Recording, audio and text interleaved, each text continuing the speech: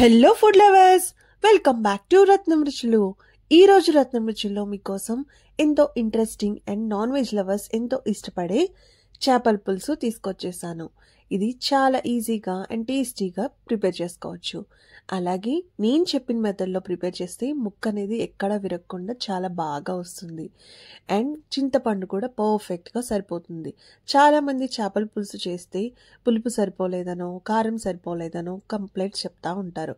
మరి నేను చెప్పిన మెథడ్లో ట్రై చేయండి, సూపర్గా ఉంటుంది. మరి రెసిపీ ఎలా ప్రిపేర్ చేసుకోవాలో చూసేద్దాం పదండి. నేను ఇక్కడ 3 kgs చేప ముక్కలను తీసుకున్నానండి. సో కొన్ని అయితే పొట్ట కట్ చేపించేసాను. అంటే మా ఇంట్లో చిన్నపిల్లలు ఉన్నారు కదా, వాళ్ళకి ముళ్ళు లేకుండా ఈజీగా పెట్టచ్చని కొన్ని పొట్టతో బలంగానే కట్ చేపించాను. సో ఈ రకంగా ముక్కలు కట్ చేసేసుకుని శుభ్రంగా కొంచెం మజ్జిగ ఉప్పు వేసుకుని వాష్ చేసేసుకోవాలి. సో నేను ఇక్కడ లైవ్ ఫిష్ తీసుకున్నాను. లైవ్ ఫిష్ చేపల పులుసుకి చాలా బాగుంటుందండి. అంటే నార్మల్గా మనకు దొరికే ఐస్లో పెట్టి తీసే కంటే లైవ్ ఫిష్ అయితే ఇంకొంచెం మంచి టేస్ట్ వస్తుందన్నమాట. సో చేప సెలెక్ట్ చేసుకునేటప్పుడు కూడా మంచిగా సెలెక్ట్ చేసుకుంటేనే మన చేపల పులుసు అంత టేస్టీగా ఉంటుంది.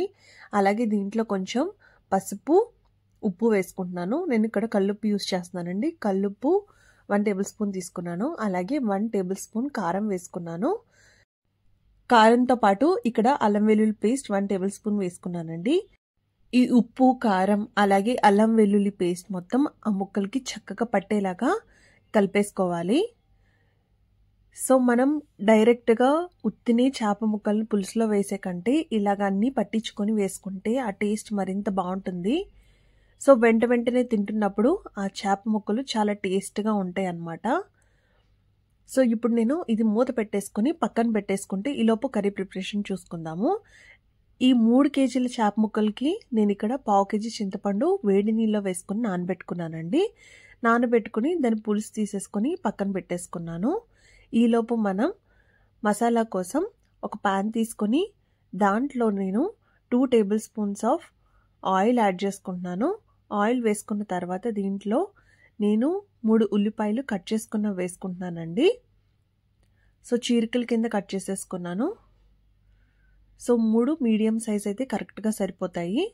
సో ఈ ఆనియన్స్ అనేవి చక్కగా ఫ్రై అవ్వాలన్నమాట. మరీ గోల్డెన్ బ్రౌన్ కాదు, మనకి ఈ కలర్ వస్తే సరిపోతుంది.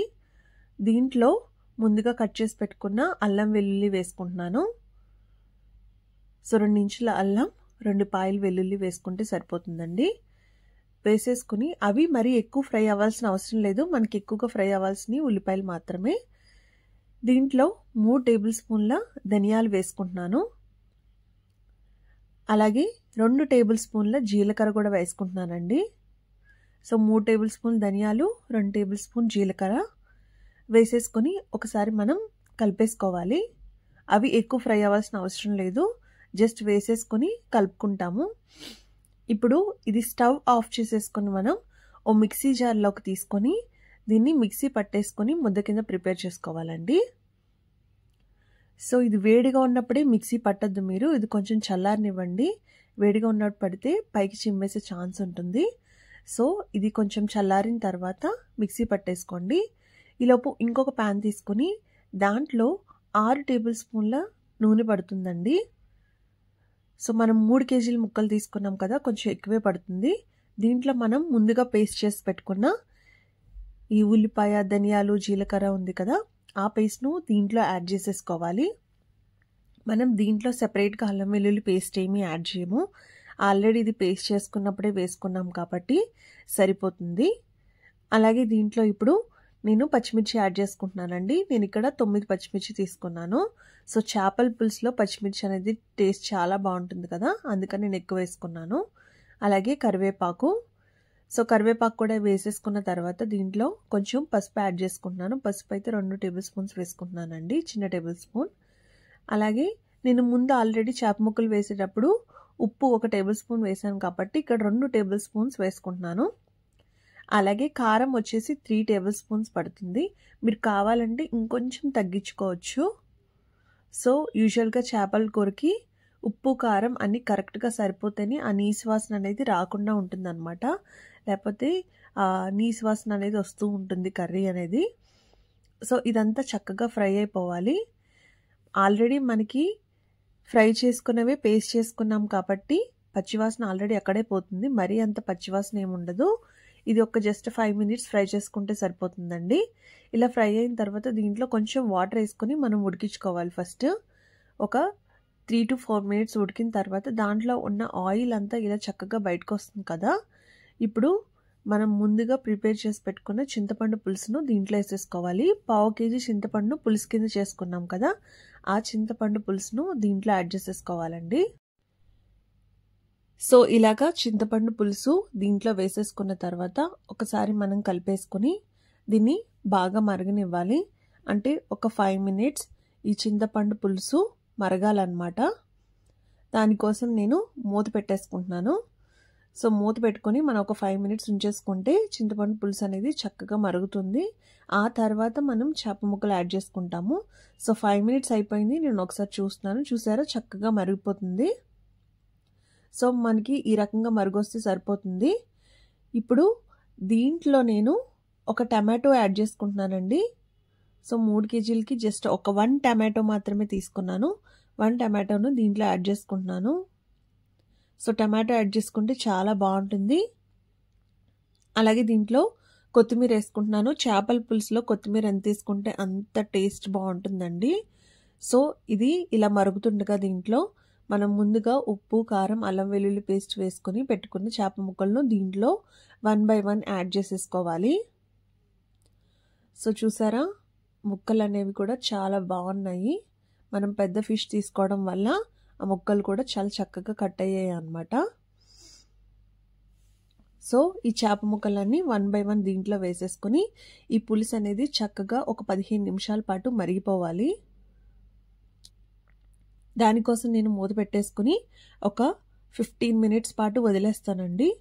సో 15 మినిట్స్ పాటు మనం వదిలేస్తే ఆ చేపలు అనేవి చక్కగా ఉడికిపోతాయి. సో ఫస్ట్ ఒక 5 మినిట్స్ మరిగిన తర్వాత మనం ఒకసారి చెక్ చేద్దాము. దాన్ని బట్టి మనకు తెలుస్తుంది. మనకి ఎప్పుడైనా ఆ పచ్చిమిరపకాయలు కలర్ చేంజ్ అయిపోయాయి అంటే కనుక మనకి చేపల కూర రెడీ అయిపోయినట్టే. సో చూసారు కదా, ఇది ఇంకొంచెం ఉడకాలన్నమాట. మనకి పచ్చిమిర్చి కలర్ అనేది కంప్లీట్గా చేంజ్ అవ్వలేదు, ఇంకా పచ్చిగానే ఉంది. దానికోసం నేను మూత పెట్టేసుకొని ఇంకొక 10 మినిట్స్ పాటు ఉడికించుకుంటాను. సో మన చేపల పులుసు చేసినప్పుడు గరిటతో తిప్పద్దండి. తిప్పితే ఏమవుతుందంటే చేప ముక్కలు విడిపోయే ఛాన్స్ ఉంటాయి. మనం ఓన్లీ ఆ 2 హ్యాండిల్స్ పట్టుకుని ఇట్లా కలిపి పెట్టడం వల్ల అంతా ముక్కలు ప్రాపర్గా ఉడుకుతాయి అన్నమాట. సో మూత పెట్టేసుకొని మనం ఒక 15-20 మినిట్స్ పాటు వదిలేస్తే చక్కగా ఉడికిపోతాయి. సో ఇప్పుడు చూసేద్దాము.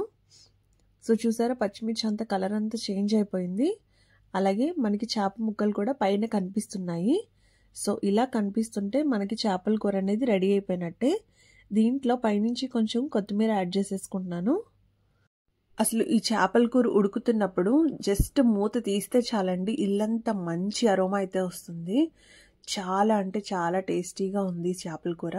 మీరు కూడా ఈ మెథడ్లో ట్రై చేసి ఎలా ఉందో కామెంట్ సెక్షన్లో కామెంట్ చేయడం మాత్రం మర్చిపోవద్దు.